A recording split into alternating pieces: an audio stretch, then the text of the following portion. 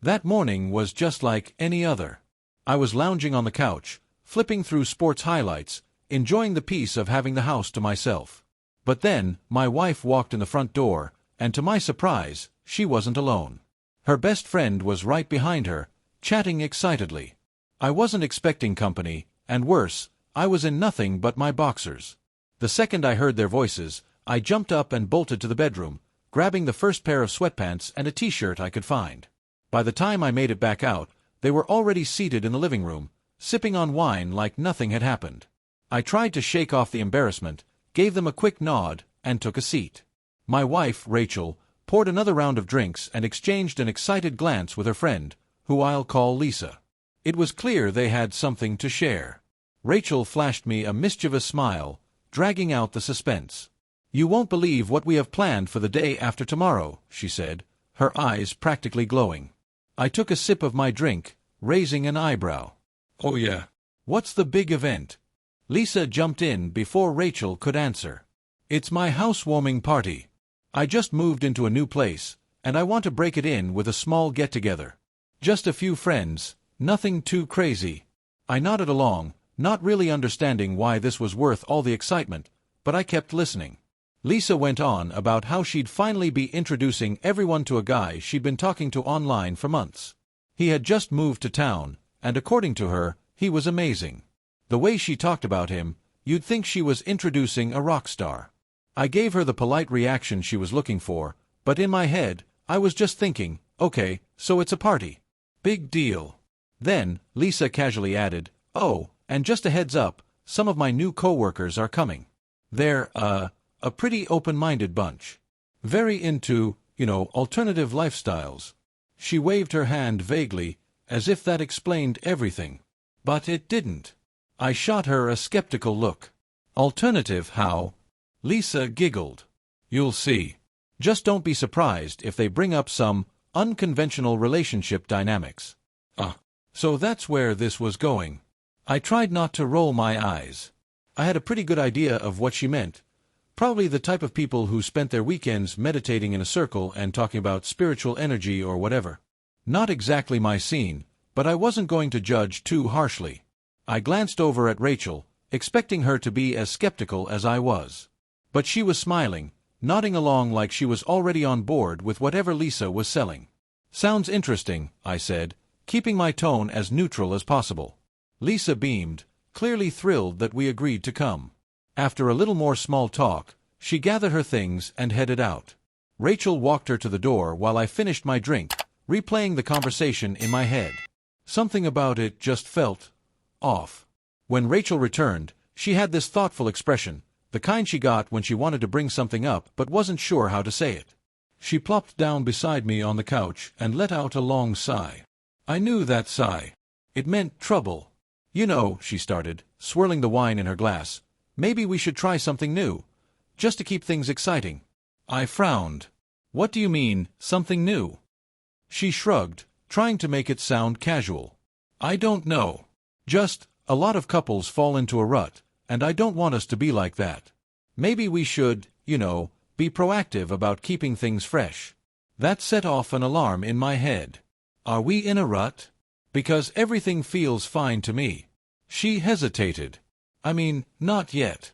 But maybe we could, I don't know, explore a little." I leaned back, crossing my arms. "Explore what, exactly?" Rachel let out a nervous laugh. "Relax, I'm not saying we should do anything crazy. I just mean, we should be open-minded." There it was again. Open-minded. The same thing Lisa had said. I exhaled slowly, choosing my words carefully. "Look, I get that people want to keep things exciting, but I don't see the need to fix something that isn't broken.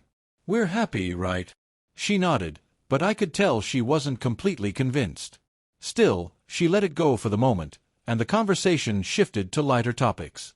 But that didn't stop the uneasy feeling from settling in my chest. 2 days later, I was jolted awake by the sound of Rachel storming through the house like a woman on a mission. "I have nothing to wear, and why are you still in bed?" she snapped, darting from the closet to the dresser in a full-blown frenzy. I groggily looked at the clock. I'd overslept. Great. I forced myself out of bed and threw on a decent outfit, finishing in under 10 minutes. Meanwhile, Rachel was still running around half-dressed, looking seconds away from a meltdown. I leaned against the doorway, watching her with a mix of amusement and concern. "You know, for a small gathering, you're acting like this is the Oscars," I teased. She shot me a glare that could have melted steel. Not helping. I wisely shut my mouth and waited.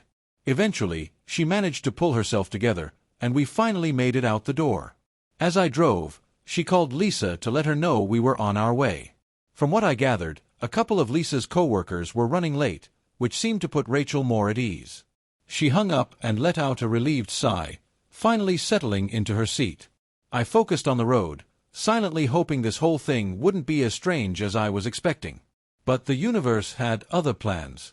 Just as we neared Lisa's building, some idiot in a small car swerved into our lane, nearly side-swiping us before pulling into a parking spot right in front of Lisa's place. I slammed on the brakes, my blood pressure instantly skyrocketing. What kind of moron drives like that? I muttered under my breath. Rachel shot me a look. "Just park the car and don't say anything to them when we go inside, okay?" I clenched my jaw but nodded. I wasn't one to back down from confrontation, but I also wasn't about to cause a scene at someone else's party. We parked, walked inside, and were immediately greeted by Lisa and a few guests. Most of them were familiar faces, mutual friends and acquaintances I had met before.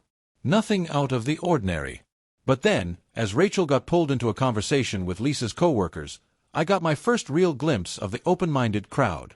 They were different. Tattoos, piercings, wild outfits that looked more like performance art than clothing. Compared to the usual jeans and button-down crowd, these people stood out. I watched as Rachel joined them, her eyes lighting up as she laughed at something one of them said. And not just a polite chuckle, full-on, head-thrown-back laughter. That's when my curiosity got the better of me. I wandered over, giving a polite nod as I inserted myself into the group. "So, what's so funny?" Rachel turned to me, still smiling. "Oh, they were just sharing stories about how they keep things interesting in their relationships." One of the guys, tall and lanky with a nose ring and a tie-dye shirt that looked like a preschool art project, grinned. "Yeah, we were talking about relationship dynamics. Monogamy is kind of outdated, you know." I raised an eyebrow. "Is it?" He nodded enthusiastically. "Totally. A lot of people are happier when they stop putting restrictions on love. You'd be surprised how much better relationships get when there's real freedom." I took a slow sip of my drink, trying not to react. Huh. Rachel, on the other hand, looked intrigued. I could see it in the way she leaned in, asking questions, soaking up every word like they were dropping life-changing wisdom. I wasn't buying any of it. After about 10 minutes of hearing phrases like energy realignment and ritualistic bonding exercises, my head started to hurt. I decided I'd had enough and excused myself, making my way to the kitchen for another drink. It was a relief to find a few of Lisa's more normal friends there, people I could actually hold a conversation with without feeling like I needed a translator. As the night went on, the party started to wind down. Guests began leaving, and I figured it was time for us to go too. I stepped outside to start loading up the things we'd brought, a bottle of wine, a dish Rachel had prepared, just keeping myself busy while she said her goodbyes. When I glanced back at the door, I saw her standing there with Lisa and those co-workers of hers. They were all smiles, exchanging hugs and making promises to keep in touch. Rachel looked happy. Too happy. As she walked to the car, she was practically glowing. "That was fun," she said as she buckled in. I nodded, pulling away from the curb. "Yeah, interesting crowd." She chuckled. "They're not so bad once you get to know them." I didn't reply. I was just relieved the night was over. But something told me this wasn't the end of it. Not even close.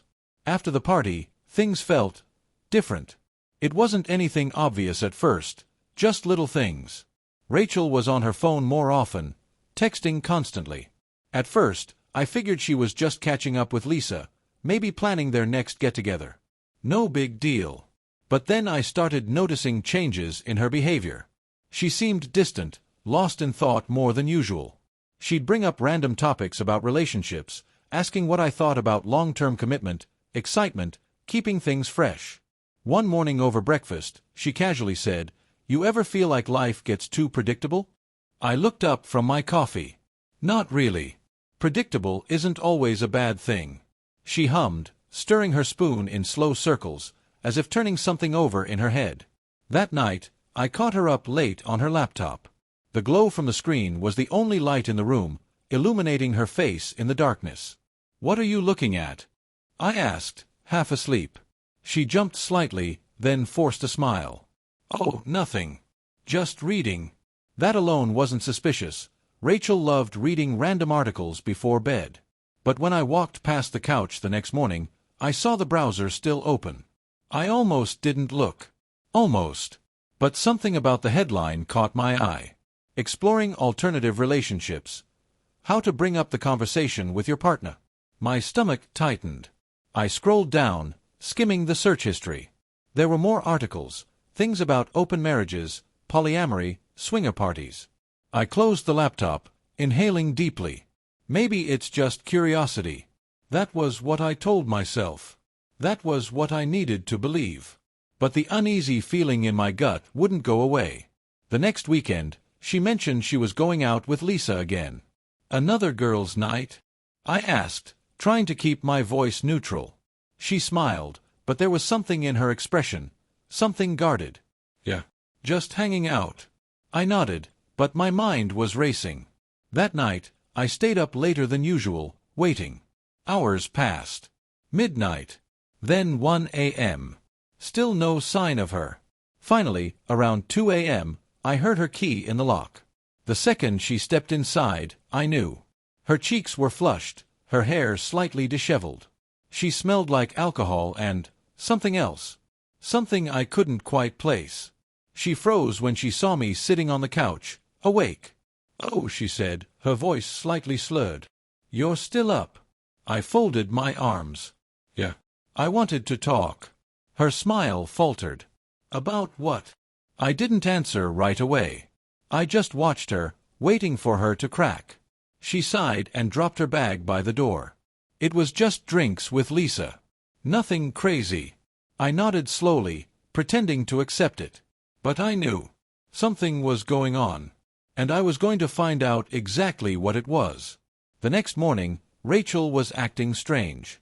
She wasn't hungover, which I expected after coming home at 2 a.m., but she was avoiding eye contact, distracted, like her mind was somewhere else. I watched her stir her coffee, staring into the cup like it held the meaning of life. "You heading out today?" I asked, testing the waters. She hesitated, then nodded. "Yeah, I have some errands to run." I didn't ask for details, and she didn't offer any. Instead of pressing, I waited until she left. The second the door closed, I grabbed her laptop. I didn't want to be that guy, the one who snoops and jumps to conclusions. But after the party, the late nights, and the weird behavior, I had to know. I opened her browser and went straight to the search history. There it was. Swinger parties. Open relationships. How to approach your husband about non-monogamy. My chest tightened. It wasn't just curiosity anymore. I scrolled further and found something worse, a group chat. It had a name that immediately set off alarm bells, the 7 Circles of Passion. I clicked it. 12 people. Some names I recognized from Lisa's party, others I didn't. The messages were explicit. People talking about their experiences, planning events, describing things I didn't even want to imagine my wife being involved in. And then I saw it. Someone mentioned Hydrant. My stomach dropped. It was her. That was her nickname in the group. I clicked on the pinned messages and felt my pulse pounding as I read the description. Apparently, Hydrant had a reputation. A nickname she had earned during some event weeks ago. I felt sick. She had already done something. It wasn't just curiosity. It wasn't just exploring ideas. It had happened. I leaned back in the chair, my breathing shallow, my mind spinning. She had lied to me. Over and over. And I had been too blind to see it. I needed proof. Real proof. That's when I saw the event listed in the chat. Wednesday night. A private party at someone's house. That was it. That was my chance to catch her in the act. I grabbed my phone, took screenshots of everything, and closed the laptop. I wasn't going to ask her. I wasn't going to confront her yet. I was going to see it with my own eyes. And after that, she would never see me coming. I played it cool for the next couple of days. I didn't let Rachel see a single crack in my facade. I acted normal, maybe even a little too normal, but I needed her to believe she was in the clear. And she did. By the time Wednesday rolled around, she barely hesitated before feeding me a rehearsed excuse. "My brother's in town," she said casually that morning. "Family's getting together, so I'll probably be out late." I nodded, forcing a small smile. "Sounds nice. Tell them I said hi." She kissed me on the cheek before heading out later that night, her tone light, her steps relaxed. She had no idea. I waited an hour. Then I grabbed my keys and left. The address from the group chat led me to an upscale neighborhood, the kind with quiet streets and well-manicured lawns. The house itself looked completely ordinary. Nothing about it screamed swinger party, but as I parked down the street, I could hear faint music. My hands tightened on the wheel. This was it. I stepped out of my car and made my way toward the house, heart pounding. I wasn't sure what I expected when I got inside. Maybe awkward mingling, some flirty conversations, people testing boundaries. But what I saw was so much worse. I slipped through the door unnoticed, blending into the background. The place was packed, bodies moving, conversations buzzing, drinks flowing. But this wasn't a regular party. It was exactly what I had feared. People weren't just talking about alternative relationships. They were living them. Right there. And then, through the dim lighting and the haze of music, I saw her. Rachel. My wife. And she wasn't alone. She was in the middle of the room, surrounded by 3 men. They were laughing, touching, leaning in close. One of them whispered something in her ear, and she threw her head back, laughing like she was having the time of her life. Like she didn't have a husband at home. Like she wasn't breaking the vows we had built our life on. I felt something inside me snap. I pulled out my phone, hit record, and pushed forward. What the hell is going on here? The music wasn't loud enough to drown out my voice, and suddenly, the entire room went still. Rachel froze. Her head turned toward me, eyes widening in shock. She looked caught. Because she was. For a moment, no one moved. No one spoke. Then she scrambled, her expression shifting from surprise to sheer panic. "Wait," she stammered, her hands shaking as she reached toward me. "I can explain." I took a step back. "No, you can't." She looked around the room, realizing that everyone was watching, and suddenly, tears welled in her eyes. I didn't care. I didn't feel pity. I didn't feel heartbreak. I felt free. I raised my phone slightly, making sure she saw it. "I have everything I need," I said, my voice calm and steady. "Good luck with everything, Rachel. We're done." Her face crumpled, her mouth opening like she wanted to say something. Apologize, beg, make some kind of excuse. But I didn't give her the chance. I turned around and walked out. I didn't look back. I didn't need to. Because I knew the truth now. And I was never going to let her lie to me again. The drive home was eerily quiet.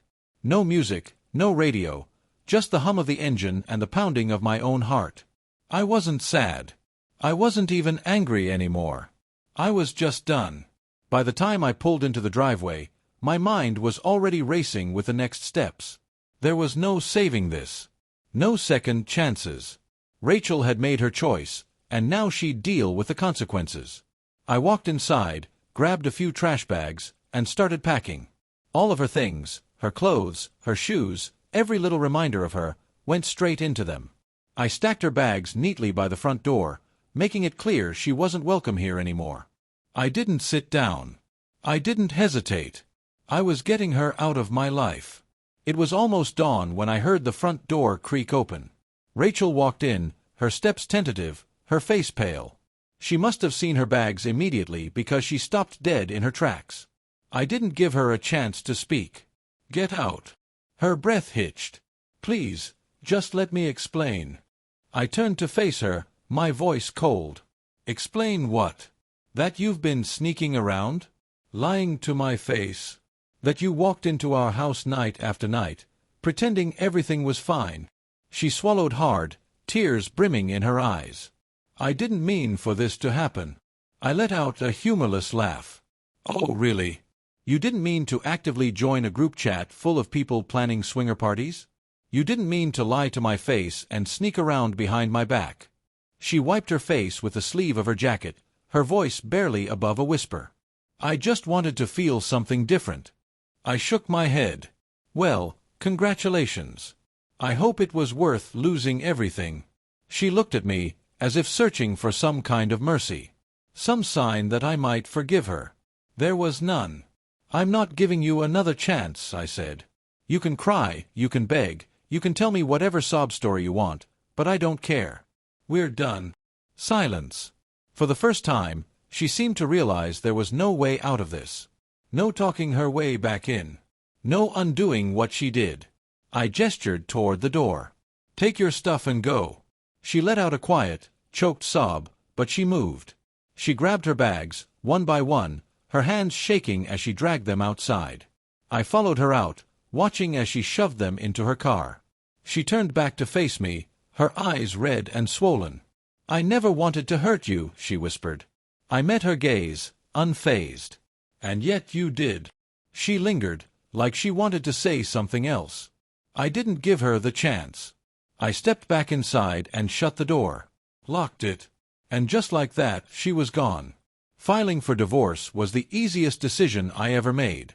And thanks to the video I recorded, it wasn't a messy process. I presented everything in court, every screenshot, every piece of proof. The judge didn't need long to make a decision. I got the house. I got the assets. She got nothing. Not a single penny. She had thrown away our marriage, and now she was left with the wreckage. But I wasn't done yet. I still had the video.